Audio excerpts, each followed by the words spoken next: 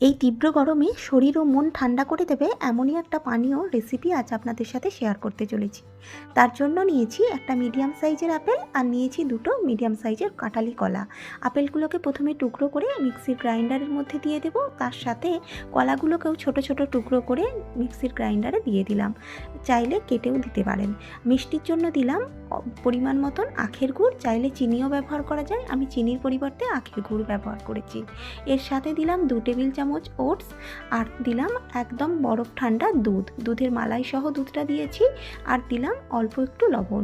যে কোনো মিষ্টি জিনিস একটু লবণ দিলে খেতে ভালো হয়।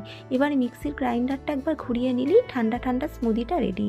সার্ভ করার জন্য গ্লাসে অল্প বরফের টুকরো আর তার উপর থেকে ঢেলে দেবো যেই মিক্সারটা আমি তৈরি করলাম।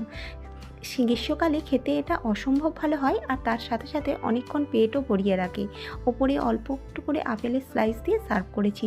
রেসিপি কেমন লাগলো তা আমাকে জানাতে পারেন। ধন্যবাদ।